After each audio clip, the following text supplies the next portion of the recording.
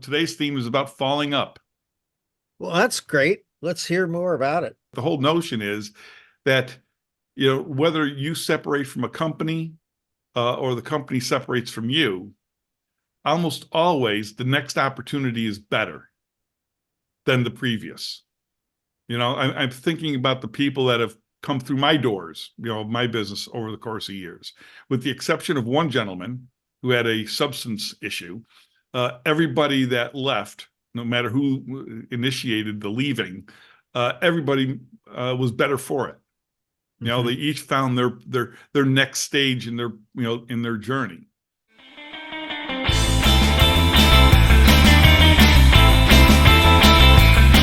Welcome to the Outliers Inn, produced by the Operational Excellence Society and sponsored by Zonatech Consulting Group International, with your hosts, Joseph Paris and David Schneider. Hey, everybody. It's Mule here at the Outliers Inn. Join me, as always, is JP. How you doing, dude? Well, I'm none the worse for the wear, it being a Monday, as usual, when we record these things. But, and by the way, I did, for everybody's sake, I did hit the record button. And I've also noticed that there's redundancy built into the system, because I can't tell you how many other records I saw up and operational. So that's pretty good. We'll never make that mistake again. Oh, yeah, we will. As soon as you say that, it's guaranteed that's going to happen again. That's right. It will happen again. So, but hey, there's been, you and I have had some interesting conversations the past week about, failure analysis and what's going on with aircraft, and, what's happening at Boeing is much more complex than most people understand. And then, the airplane crash that took out your client. It's been kind of an interesting week. It really has been. And, these things are complex machinery, so that, defy the laws of physics, or maybe depend on the laws of physics. But, ultimately, when things go wrong, almost always there's a person involved. These things don't go wrong by themselves. I mean, there's a failure to inspect. There's a failure to adhere to procedures. Oftentimes there's a confluence of events. It's that one. Everybody could be doing their job, but it's just that one little variable that people didn't account for that throws the whole system out of whack. And I think that I think there are too many spreadsheet heads and not enough engineers in charge at Boeing, is really what it came down to. That's only my personal opinion, and I'm sticking to it, but there's, seems to be evidence that supports that. Yeah, well, their business model has changed greatly in the past 20 years. Yeah. And you think about, these are the guys who their big first outsourcing wasn't the 737, it was the 77, the 777. And that one was, they introduced the idea of design build teams. They introduced a lot of those design build teams were with outside partners. And so you think about it, out of Japan, almost 25% of the 777 came out of Japan from 3 different partners in Japan. So huge, complex machines with thousands and thousands of people working on them. And yeah, I think some spreadsheet heads got in the way, but also I think some basic blocking and tackling on the manufacturing floor, and Boeing's, inspect again. And what's coming out is that they weren't inspecting well enough. Embarrassing for them. And then what's really fascinating to me is how things, you don't know what takes down an airplane sometimes. And what the NTSB does, and the agencies around the world are able to do, and reconstructing, figuring out with high level of confidence what took down an aircraft, it always amazes me. Well, you also have to failure analysis. Yeah, well, that's exactly what I was going to say. You have to look at the root cause analysis of what has, caused a plane to have a unscheduled rapid deconstruction. I had a client up in Alaska that was just kicking off, and they're air cargo, and they're flying DC-4s One of them was built in 1942, and both of them had participated in the Berlin airlift. And they took off as a regular fuel run. And a couple of minutes into the run, into their flight, their number one engine blew up. You saw the videos, and Yeah. quite literally blew up. And from that event to impact was 6 seconds. So, I'm thinking about Bill Cosby. He had a little skit years ago where his mom was reminding him to, make sure he had clean underwear in case he's in an accident. And I'll tell you what, first you say it, then you do it. There's going to be an accident. Mm-hmm. And anyway, it was really tragic all around, and we don't know what the fallout's going to be, but you know. Yeah. Anyway, sometimes you fall down, but today's theme is about falling up. Well, that's great. Let's hear more about it. Well, That's kind of ironic, isn't it, Joe? it is, yeah. Hi. I was speaking with a buddy of mine, Will, and we had a mutual friend that was dismissed from his position, and we're lamenting about it as it's too bad, and it's going to be a challenge and whatnot. But then I mentioned to Will, and if we look at our histories, okay, our personal career histories, maybe mine not so much, except for clients here and there, because next year I'll have been in business 40 years. My consulting firm will be 40 years old next year. That's pretty bloody old, Yeah. So I haven't had the opportunity to fall up as many others had, but the whole notion is that whether you separate from a company or the company separates from you, almost always the next opportunity is better than the previous. I'm thinking about the people that have come through my doors, my business over the course of years, with the exception of one gentleman who had a substance issue. Everybody that left, no matter who initiated the leaving, everybody was better for it. Mm-hmm. They each found their next stage in their journey.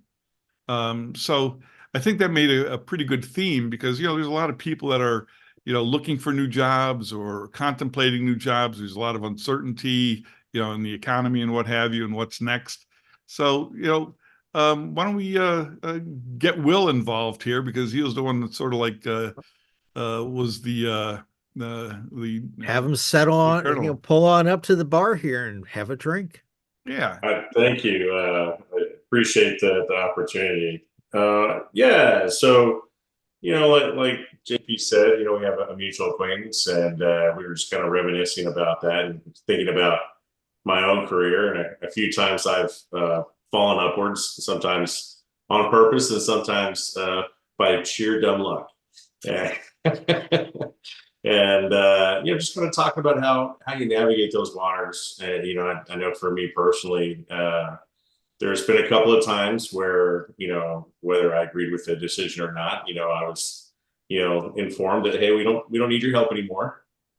And there's been a couple of times where I informed somebody, hey, I don't need your help anymore, and 9 times out of 10 that's worked out well.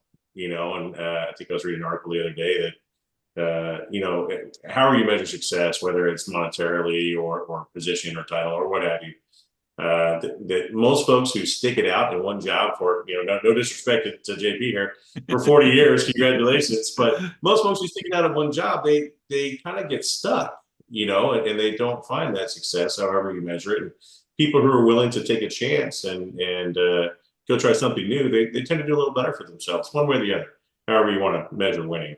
Yeah. My father was a lead engineer at IBM. And I remember when I was a kid, still in high school. And he came home and he was frustrated one day. We got some feedback coming here. Anyway, he came home one day quite frustrated. I said, "Hey, Pop, what's wrong?" And he's like, "It's work." And I said, "But you're a manager, you're a manager. You shouldn't have these kind of problems." He says, "Listen, Joe, if it wasn't for the people, problems, management would be easy. Mhm. And there was another time that he actually took a bridge to retirement. And this is really what stuck with me. And this is about falling up. I asked him, isn't IBM going to miss you? I mean, you're a lead engineer at IBM. Isn't IBM going to miss you? And he said, Joe, I'm like a fish in a bucket of water at IBM.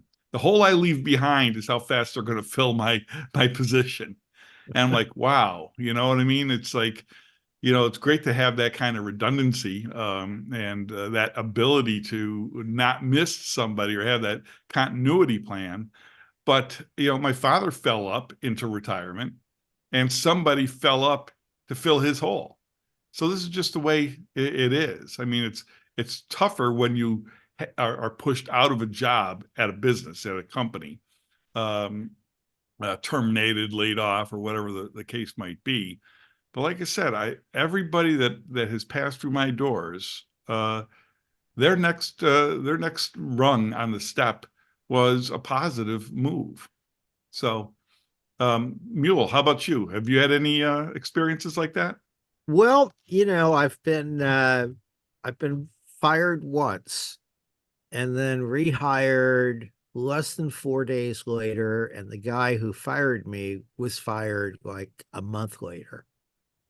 So, but it wasn't like I fell up. I was a menial, that was in college. And so, but what I have done is when I start to get bored, I start to go look for new things to do. Mhm. And if my current employer wasn't interested in doing the new things I wanted to do, well, I went and looked for someplace else. And so, that's a falling forward in some ways. You leave on your own accord. You pull the trigger, because if you stuck around any longer, at some point in time, you're no longer a star player or even a strong player. You're just mediocre because you're just phoning in. Yeah, yeah. And I never want to be in that position. I've had people that worked for me that I had to let go, and in some cases, one of them didn't fall forward. It was time for them to go do something completely different, and they went and did something completely different. But it wasn't, I don't think it was a step up job wise, but it was definitely, I think, an improvement for their life. Well, So, I mean, what that's is great. what is this idea of following forward is it's not just do you get a better job, but do you make an improvement on your life? Do you, and yeah, in that case, no, it wasn't an improvement for their job, but it was definitely an improvement for their life because they could then go focus on what they needed to. Yeah. So, it's, to me, I've always looked at it as it's an opportunity. Sometimes callous humor. It's like, do you want to be promoted to customer? And, in retail, that is the message sometimes.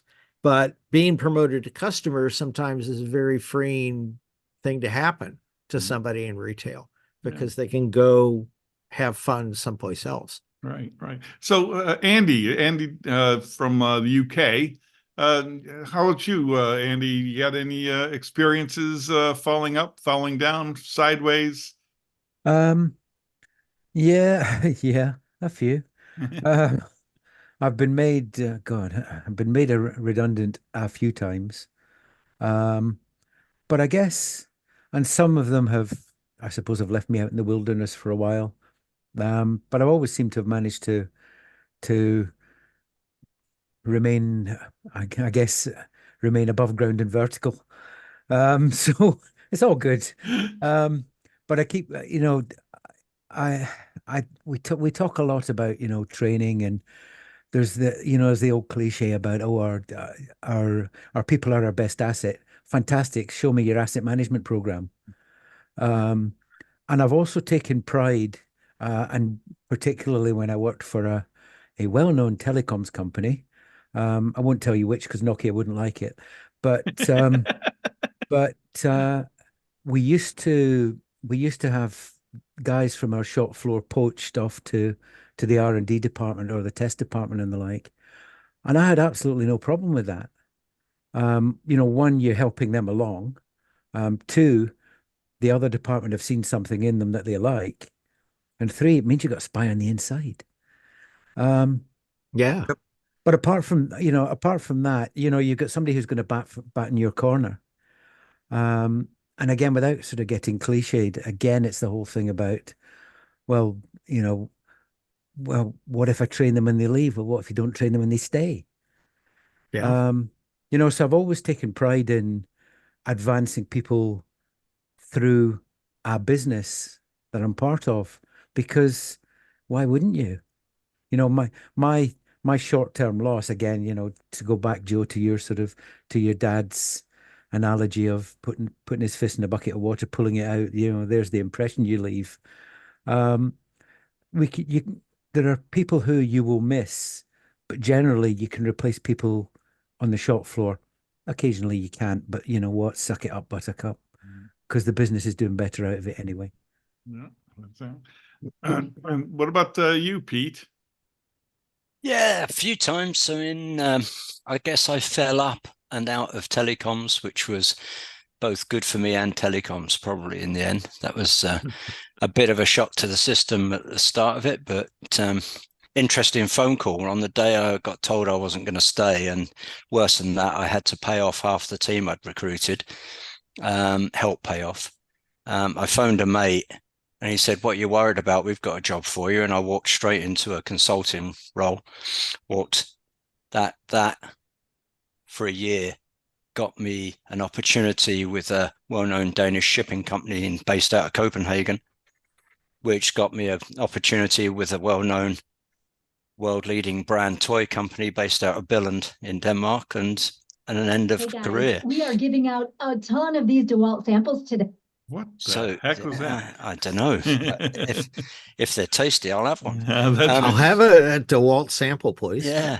The other thing is, it's so much better than the alternative, which I've seen a lot of and worked for at times, which is the Peter principle, when you end up working for people who've been promoted beyond their competence. Yep. And that's a much more dangerous situation, I think, to be honest with you. So, I think most of us, if we've got anything about us, are going to find our way to a role that actually finally suits us in the end. And that's certainly what I did. It took a lot of years, but that's how I ended up. So actually, I'm very grateful for it. Now, I think that out of all the guests at the inn tonight, you're the only one that's on the other side. All right. You're the only one that's actually retired. I'm semi-retired. Semi-retired. Or semi-retired, I should say, for you guys across that side of the pond. So what does that mean? That means that I work for people I like when I like, as opposed to working for the man every night and day, right? So, yeah. Then I've been semi-retired for 15 years. That's it. There you go. Perfect. So I don't work full time, but I do some work in the health service and other places, working for some friends and learning as I go and trying to keep current and doing all that stuff. So that's good fun. That's good. Speaking of good fun and being on the other side and doing what you like, yesterday in Houston, the Rolling Stones kicked off their next tour. Okay. I mean, Keith Richards and Mick Jagger are 80 years old. I mean, 80. Think about it. 80 years old they are. Okay. Yeah. Will, did you go to see them? I did not. I was somewhere else yesterday. Oh, man. Hey, kids, don't do drugs. That's right. I mean, this guy is unbelievable. We have to start figuring out what type of world we're going to leave for Willie Nelson and Mick Jagger and Keith Richards. Keith Richards and stuff. I mean, they're just never going to end. Honest to God, I mean, and of course, Mick Jagger, he's got a lot of energy on stage still. I saw some of the clips from him, and I'm like, we have two guys that are younger running for president of the United States that aren't quite as agile and with it. Well, I think there's probably some little, reason behind that. I don't know. Better living through chemistry, I guess. Start me up. Yeah. No, no kidding. So No, I don't know. no I don't know sympathy about for those. that devil. No. Yeah, no kidding. Uh, so listen, we got Stefan. He's been nice and quiet in the background there. Biding his time. How you doing there, Stefan? I'm very well, thank you. I wish I was sipping a beer, but actually I'm not. So Well, you're in the right time zone. You should be legitimately able to sip a beer right now. I know, but I'm still formally at work. So basically, Okay. at home, I don't take the opportunity to go, downstairs and be in my office or go upstairs and, Oh, I worked for a guy who was a French director of operations, and at 6 o'clock every evening, he opened the bottom cabinet of his drawer, pulled out the whiskey bottle, and poured a couple of stiff ones, and then we got to some real work. I think you need to rethink this, Stefan. I agree. So how about you, Stefan? Have you ever fallen up? Yes, but maybe not in the way, because I was never made redundant, not yet. Touch wood, we never know. Life may change. But then I had to do a 180-degree U-turn in my career, in the sense that I was trying as a scientist, and I calculated at the time I probably spent, if I remember, it maybe 40,000 hours doing, science. And then one day they explained to me that I will not do science anymore, or not the science I was learned to teach. But reflecting back, it has been, exceptional opportunity. Also, in that 180-degree U-turn, realizing that I was managing people, and all of a sudden I was managing no one and had to influence. That's the best learning you can do in a career, to start influencing people rather than managing people. It's much harder, but then, it's very good training. And all along, in the end, I will do it again. Maybe, if I spoke to myself the day before I was announced that, I would say, no, don't do that. But then I will say, no, you should have done that. That was the right way to following up on that one. So have, in your leadership and management positions, have you ever caused anybody else to fall up? Yes, I had to, sorry. Yeah, because sometimes I think, I liked a bit, but I don't like at the same time this Jack Welch business, because he said the best thing that arrived in his time, because he was sacked from his first job and then become CEO of GE, which is the second company he worked for. So he saw that if they never sacked him, he will never have the career that he had. So he saw he almost, worshipped the person that sacked him in the first place, like it was the best decision ever to happen to him. I think he took it a bit to an extreme, in the sense that, everyone should be happy to be sacked, but sometimes you have to realize that you have to part with some people that, clearly are not fit for the job. And as a consequence, most of the time, they're not happy. So, you realize that, carrying on the journey is not the best solution, because at one point you run out of a track, and then you say, okay, what do we do when we run out of track? So at one point you have to realize that parting with someone is probably the best decision for themselves and for the organization, but most and foremost for themselves in the start to it. Yeah.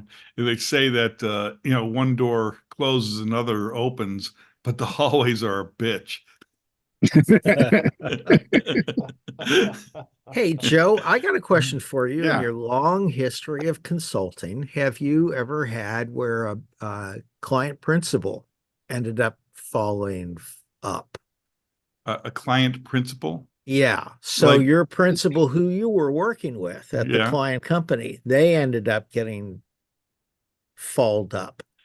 Yeah, well, invited to leave, and then they fell up into a better position. Well, there's, you can't be in business for 40 years without seeing the entire spectrum, right? I mean, I've been fired as a consultant, almost always, and this actually doesn't matter if I'm a consultant or an employee, especially the higher on the ladder you are, almost always, if there's a regime change, there's going to be changes down below. Okay. So, in instances where, we were fired as a firm, I remember one, there was a publicly traded company, and we were doing a project with them, putting in an ERP system, and the project lead retired, and the new project lead was an imbecile. Okay. And it almost started going sideways from day one, because as as with all of these projects, especially ERP projects, they always think that the employees could do more than they can. It's basically a capacity issue. It's not necessarily even a talent issue. It's like, everybody's got 40 hours that they're already working, and now they're supposed to take 20 hours to devote to an ERP project, and nobody's taken over the 20 hours that they were working. Sure, right? you have that, and then you have the unreasonable expectations of a new boss who comes online, and so that's. So, But I'm thinking that I've had 3 experiences where my key counterpart was fired during the engagement, and in each one of those, no, I continued to work with the client, but each one of those, as I think about it, each one of those people, they fell forward into much better positions. And in fact, 2 of them rehired me for future projects as a consultant. But it was painful to watch it happen. But I knew that they would land on their feet very quickly. And so, being that third party watching that happen. And the first time it happened, it was like, oh, do I suck as a consultant? After the third or fourth time, it was like, this is normal. This kind of stuff is normal. Get used to it. Well, I had another project go sideways because another project lead left, and that person was the champion.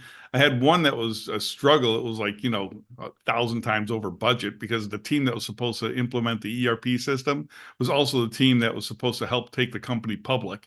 And it's like, well, I mean, so we were a staff augmentation, but of course the project was over budget. And not that this is a trend. It's only happened to me twice in the 40 years or almost 40 years. I had another ERP project go sideways because the owner, he signed the contract. We sent him it was right before Thanksgiving. We sent him a fruit and cheese basket, and he died of a heart attack.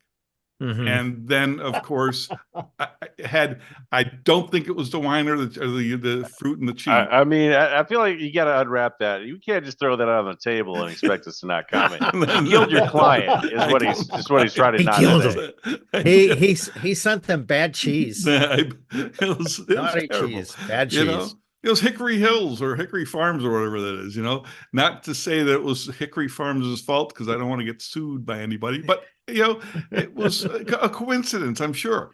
But anyway, that project ended up being a seance because the kids were supposed to take it over.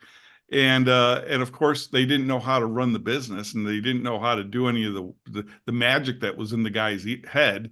And so, yeah, that one went sideways too. But,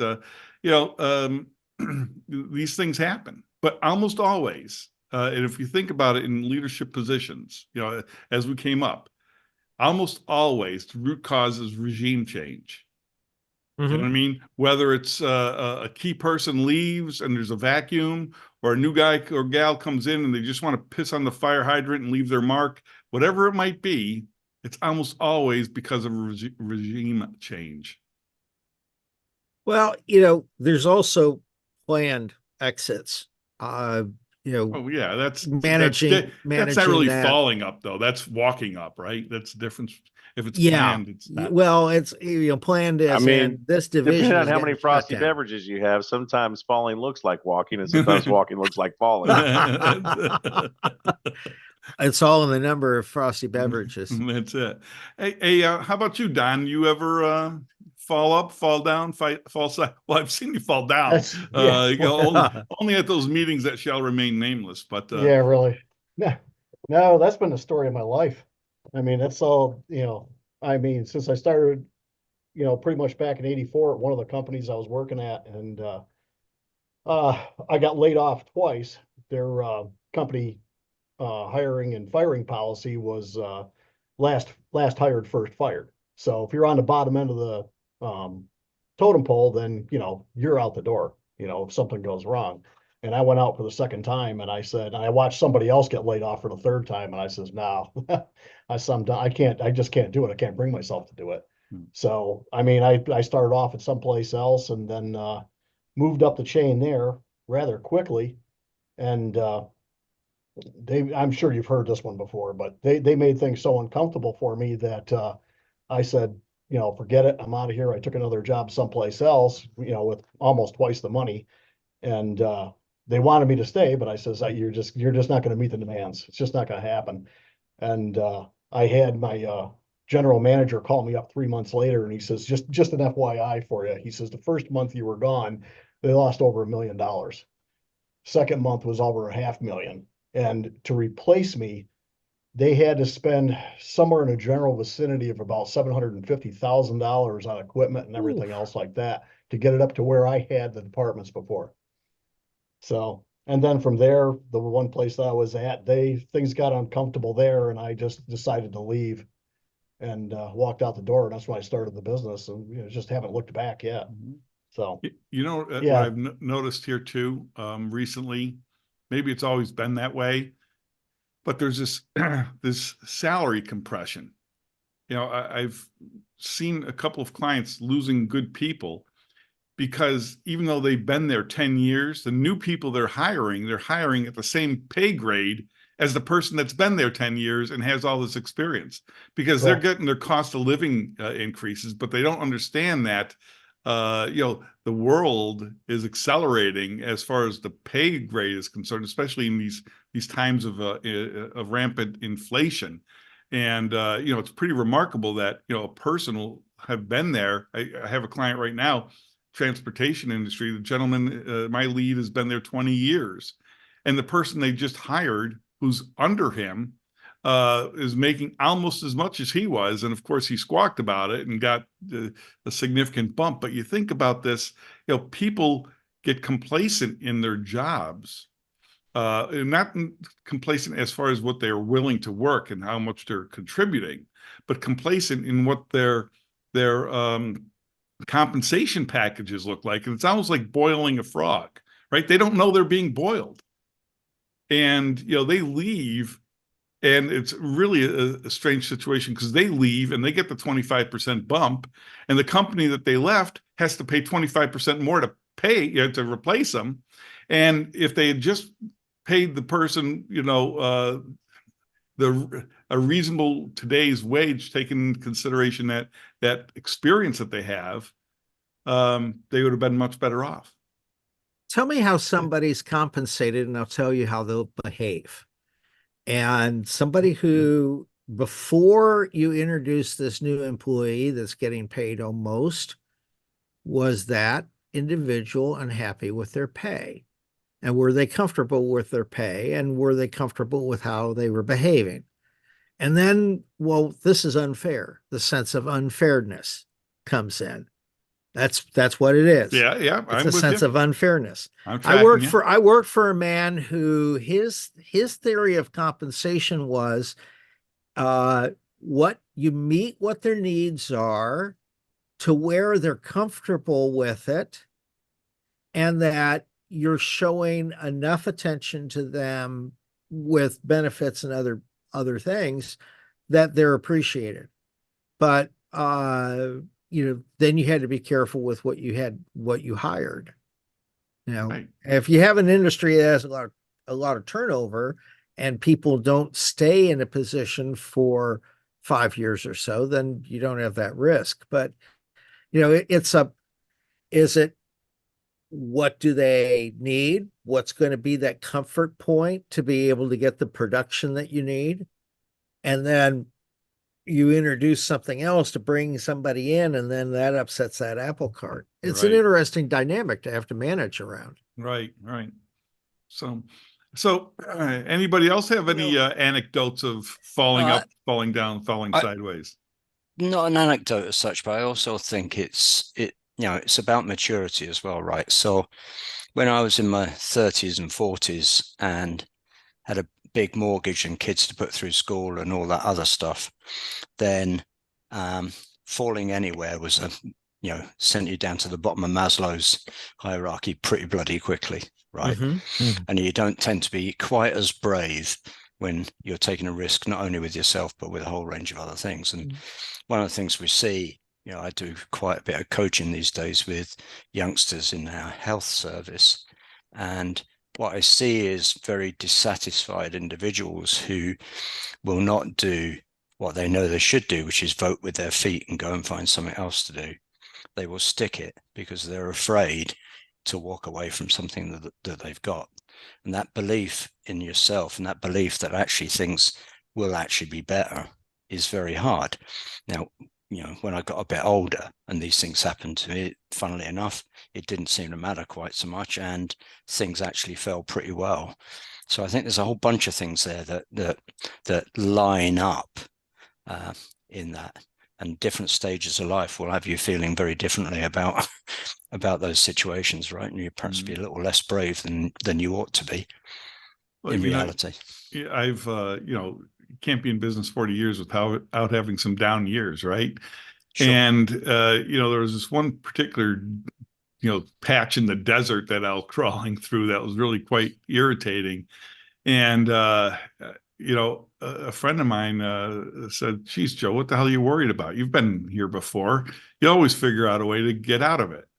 And I thought about that, and you know what? He's right. He was absolutely right. I've always figured out. It's like I'm Captain Kirk facing the Kobayashi Maru. I'm going to figure out a way to beat that scenario one way or another. And I got to tell you, sometimes there's twice that I know of that I've actually blown up my company. I mean, purposefully blown it up where, we were doing one thing and we were not doing that anymore. I mean, it took a little while to light the fuse and wait for it wasn't like just I woke up one day and I'm going to blow it up. But, there were times where it's like, you know what, this is not sustainable. I've got to do something, definitely take a hard left turn or a hard right turn. And I ended up blowing up the business and recreating it in 6 months. But sometimes you need that somebody to tell you those things, Joe. Yeah.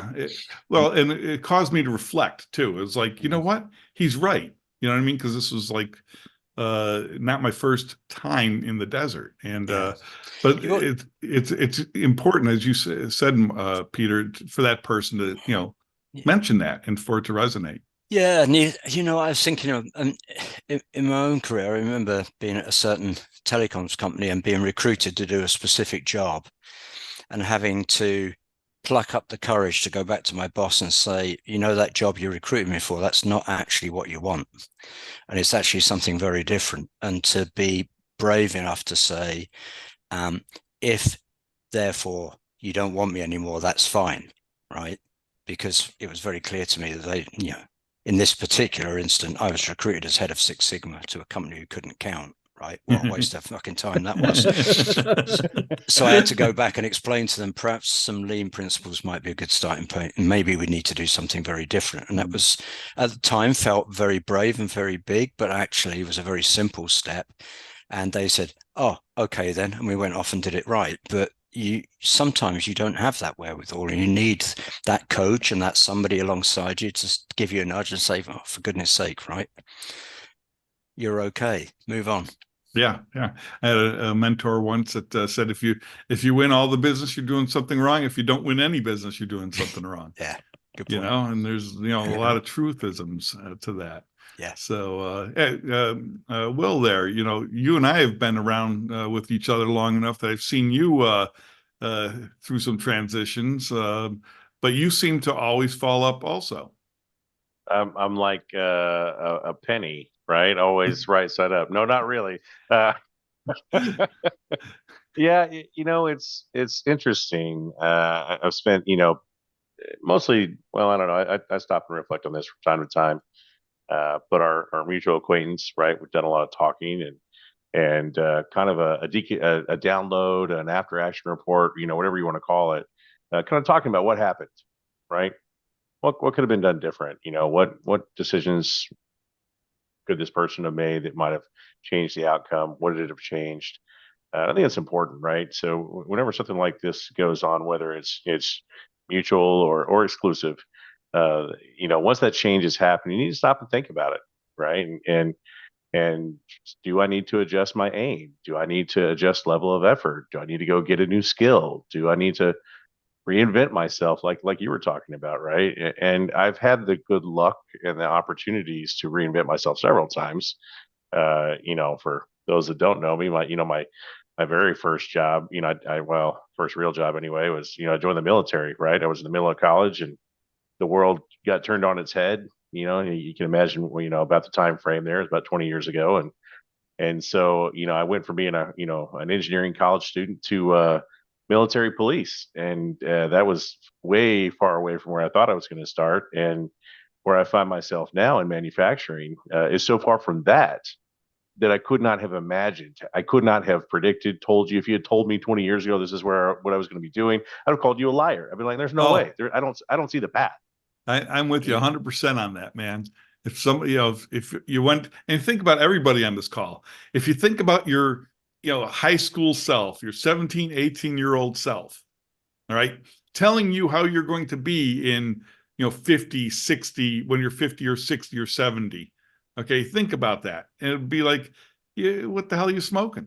You know what I mean? Oh, it's absolutely. just like, no way. Good stuff. Yeah. The good Well, stuff, really good stuff. For sure. And I think the things that, it's the path less traveled, right? Like the saying goes. And I think, you take the opportunities, especially when your company wants to invest in you, you say yes, whatever it is, right? So you try to hone some skills, you try to make yourself a little bit better. And that way, when you fall down or what have you, or you're trying to follow up, if that's the goal, you're ready for something that pops up, because you don't know what it's going to look like. And I think that's kind of the point, right? It's not a linear path. It diverges in many ways, and having as big a skill set and as broad a base as you can, I think makes you a little more prepared for that change. Maybe not perfectly, but enough where you can get airdropped in someplace and be like, yeah, I can figure this out. I'm a smart enough person, and I've got a broad enough base of experience that you can probably grab anybody on this call and say, hey, I'm going to go throw it in an environment you've never been in before, and we would figure it out, because that's the type of people who consistently navigate change. Right. I forget the author, but he talks about constantly sharpening the sword. Sharpening the saw. It's Covey. Stephen Covey? Yeah. That's Stephen I'm a Covey. big fan Stephen of that. Covey? Yep. Yeah. And you just never know when you're going to have to unsheath it. Here's a thought, Joe. Did you guys in the States have careers people when you were at school who you went to see, who talked to you about what you were going to do as a career when you left school? Did you get that stuff? We had guidance counselors. I don't believe I ever met mine. Okay. Probably just as well. Yeah.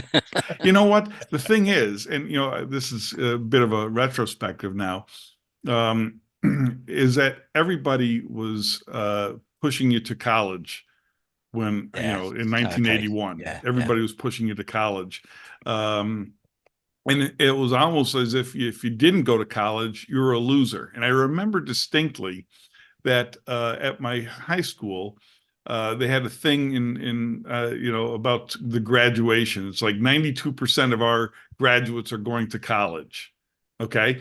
And it's like, what happened to the other 8%? Are they dead? You know what I mean? It's like, probably wealthy. Yeah. It didn't resonate with me They're at the plumbers. time.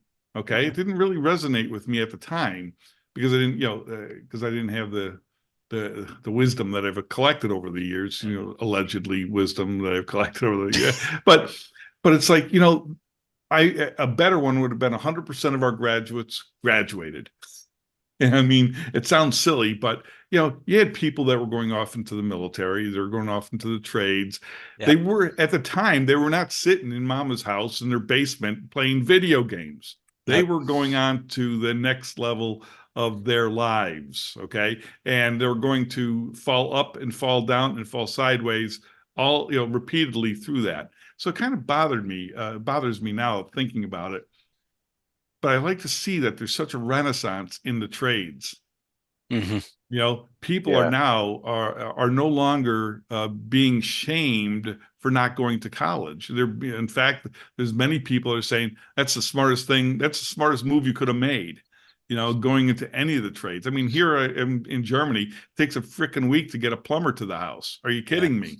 Well, it's interesting. So when I was a kid, right, 11 years old, you did an exam, And the bright kids went to grammar school and did science and everything, and the thick kids went to secondary modern and learned to be bricklayers and stuff like that. It was a completely stupid system, right? Set at a stupid time, and damaged an awful lot of people. Nowadays, a lot goes a heck of a lot more like the US system, where more and more people go to college. Yeah, so very different now. But you're right, and the trades now are recognized as being a good place to be. Whereas when I was a kid, you know, you were only the dumb went for those, which was just shameful. Yeah, yeah. Andy wanted to share something. You there, Andy? Yeah, just I guess in some ways to back up what Pete was saying. Our illustrious Prime Minister, Mr. Tony Blair, he made a statement. I think not long after the Labour Party came into power in '97, and he said the target is to have 50% of the population going on to university, and that's driven, you know, it's the law of unintended consequences. So you've now got graduates coming out sitting on, you know, 70, 80, 90,000 pounds worth of debt, you know, which will be cleared if they haven't cleared it in 40 years' time. Fantastic. But it's like a millstone around their necks now. And again, you know, like you said, JP, the guys who are in trades, and we've now moved back now more towards sort of apprenticeships. So you can learn stuff, practical stuff, and then go, you know, and then go on day release to learn the sort of the science of what you're doing. And it seems a better balance. But, you know, like you said, JP, you know, plumbers all want, you know, they want like 50, 60, 70 pounds an hour. Yeah.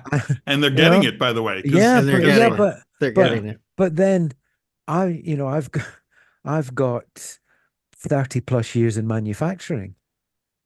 And I've had people want to pay me half of that to come in and run their factory for them. And you say no.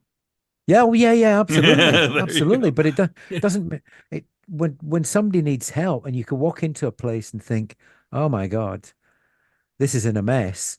Do you know what? I can help these guys, and they say, "Could you only come in 4 days a week?"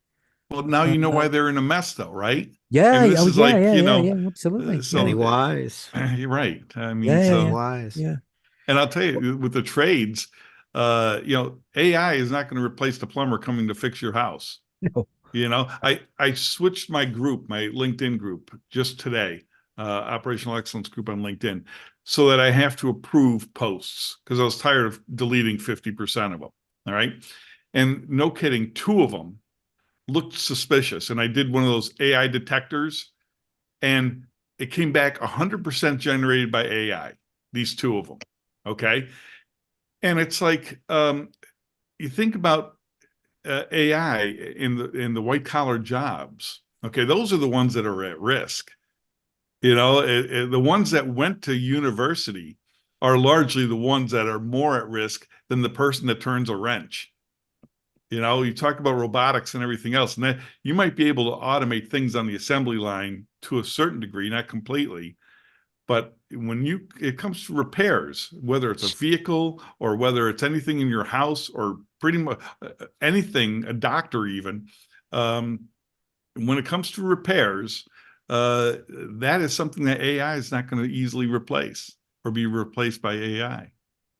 Yeah, the HMI would be way, way too complex. I think about it, Joe, this way in regards to this issue of college versus trades. And, you know, the kids on the robotics team, I've got tons and tons of very bright kids, but there's a bunch of them that are not going to go to college. They're not. They're just not that bright.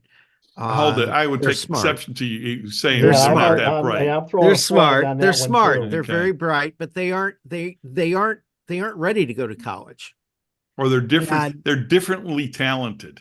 Well, no, they aren't mature enough. Okay. But they also, what college offers isn't what they're interested in doing. Right. And I think about it this way. I've got a couple of kids that were in leadership positions that when they graduated from high school, they had to battle with their parents not to go to college. And they, all three of these boys went into auto mechanics.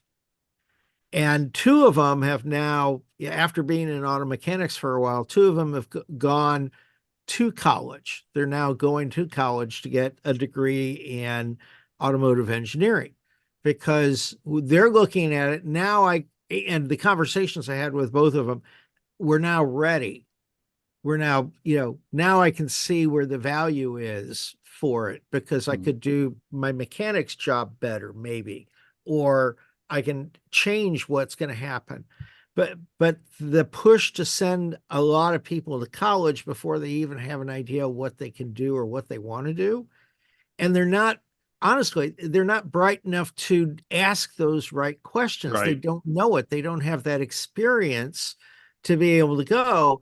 And they're, okay, mom and dad want me to go to college. I got to go to college. And now they've been forced into this, and this is the wrong place for them. Right. And and that 20,000 dynamic happens. at $20,000 a year, that's a lot of money to spend to try to figure out what it is that you want to do. Exactly. Yeah. Exactly. Yeah. So, and I always have, there's always I had a conversation earlier this month with one of the kids who says, mom keeps pushing me, wants me to go to college. I don't want to go to college. And I suggested, why don't you check out the Merchant Marine School? Because you're interested in that angle and that direction. Why don't you check out the Merchant Marine School? Because that may tick the box as far as she's concerned, that you're going to continue to get educated, but you're going to get educated in something technical that you want to do, or you've got a high level of interest in. So college is not the right answer for 70% of our population. I really am very strong about that opinion. Yeah. So it's getting to the to time here. Does anybody else have anything that they'd like to share in these closing moments? Oh, we scared them all. Hey, we got some dead air here. All right. Well, I guess I would like to thank You put us on the spot. I mean, we did. I don't know how we're supposed to say anything profound and compelling, just off the cuff like that. We have to be prepared. These deep thoughts. Was it John Handy or something like that? Deep thoughts. Jack Handy. Handy. Yeah, Mr. Handy is great to have around. I think I guess to cap the piece you were saying right there about college and the readiness of young people. I've got a high schooler myself, and she's starting to look at schools, and we're talking about, hey, where's the ROI on the proposed degree path and all that sort of fun stuff. And she's talking about taking a gap year, which I'm not totally opposed, and so that she can kind of figure out who she is and what she really wants to do. And I sort of did the same thing. I talked earlier about joining the military. I took a gap almost 6 years, not 1 year, right? Due to my commitment to Uncle Sam there. But it was time well spent. And it goes back to the sharpening the saw comment, right? And it gave me time to figure out who I was, what I wanted to do. And I had not finished college by the time I got out, even though I probably should have. And I had to go back and finish it while I was working, right? And again, that was an generated an opportunity to follow up as opposed to just kind of maintaining the status quo. And it worked for me. Yeah. But honestly, my parents owned an auto shop. When I first got out of the military, when I was in between jobs, I had a job offer, but it didn't start yet. I went and changed oil for my dad for a few months, until that job came through. And there's something to be said for doing stuff with your hands, and it's a fulfilling type of work. I quite enjoy it. I don't have time to change my own oil now, but I like to do it, which is kind of funny. Listen, you can't even find the bloody oil filter anymore. I mean, you have to be a contortionist to get to it. It was funny. When I was 13 years old, my first job, I was getting 50 cents a week allowance. All right. This is, some 1970 something or whatever it is, probably 73 or something like that. Anyway, I wanted to raise to 75 cents an hour. And so my father, remember the IBM manager, had me write a paper as to why I deserve this extra 25 cents, not an hour, a week, 50 cents a week to 75 cents a week. And so I wrote this paper about the price of this and the price of that and blah, blah, blah. And we review it together. And he says, I'm denying your request. And I'm like, why? He's like, because you told me why you need it, not why you deserve it. Now, I'll tell you what, that kind of pissed me off. So I got off the school bus a couple of stops earlier and went to Nanticoke Gardens. And Don Ferguson owned the place. And I asked him, it was a nursery for, plants and geraniums. He was famous for his geraniums.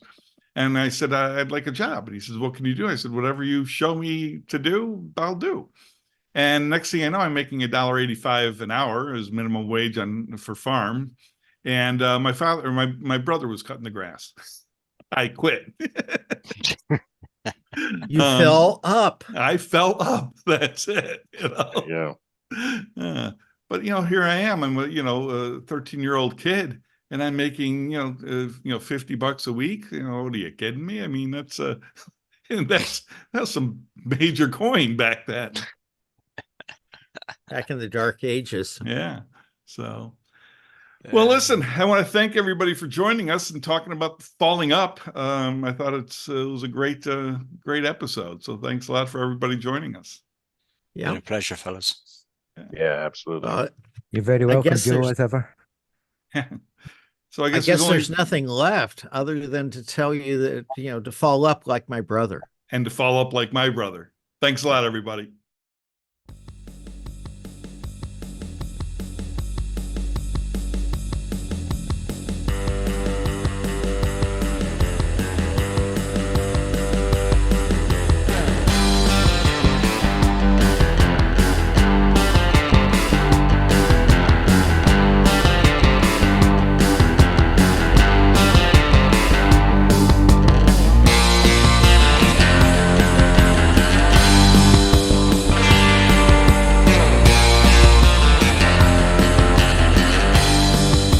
You have been listening to another episode of the Outliers Inn with your hosts, Joseph Paris and David Schneider. This program is produced by the Operational Excellence Society and sponsored by Zonatech Consulting Group International. We can do the outtakes. Do the outtakes. The outtakes. Hey, so Will, thanks for joining, and Andy, thanks for joining. That was great. Yeah, for sure.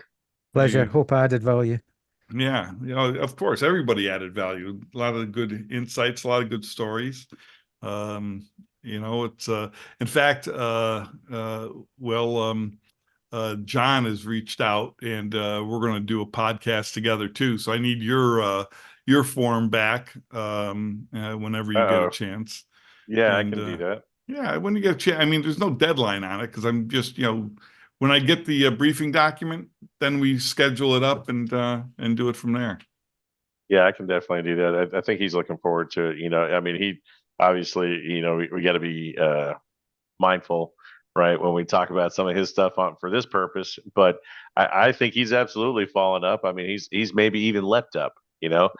I mean, it's just such a huge change for him that is a positive one. And it's. You use the cliche you like. I'm a big fan of lemons and lemonade, right? Yeah. Mostly because it's delicious on a hot day, and it's really hot in Houston. Yeah. So I think you just make a shit ton of lemonade in your life, and you learn to love it. Yeah, absolutely. And that's okay. And the people on this call, the people that I don't know if it's because of who we are, and we birds of a feather flock together, but everybody that is around me is a winner. And I define winner not by how big their wallets are, but how they manage their work-life balance, their circumstances, how they manage it all, and ultimately whether or not they're content with who they are and the skin that they're in. And so yeah. Absolutely.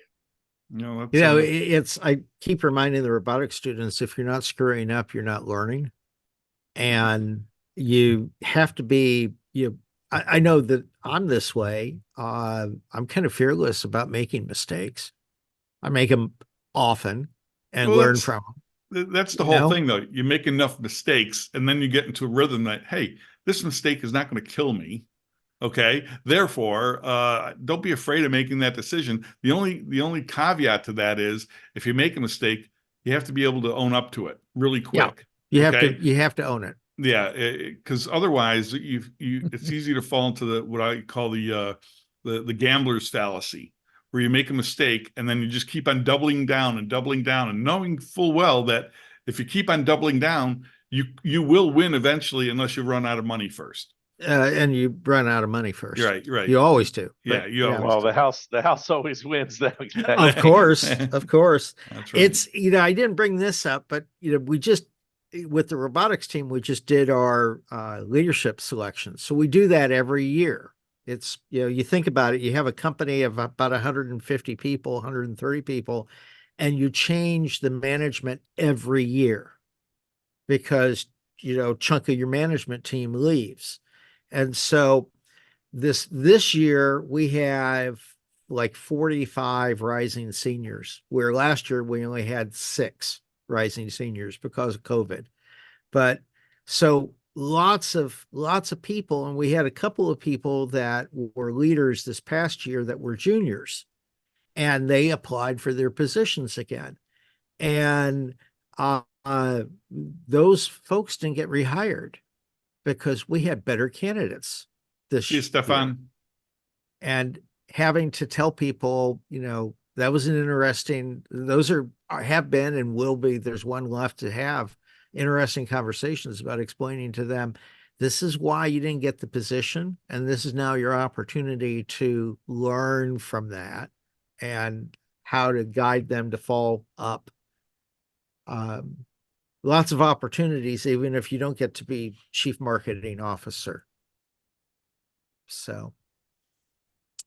Yeah, well, Fun I mean, I think it times. goes without saying that we all learn from failure a whole lot more than we learn from success, You're right. right? And that's, so you can't be afraid to fail, I guess is the moral of the story. Right. Otherwise, Yep. you're not going to do very much learning. Right. All right, gentlemen. Well, listen, thanks a lot again. And, Yep. we'll think of another theme and make sure the invites go out.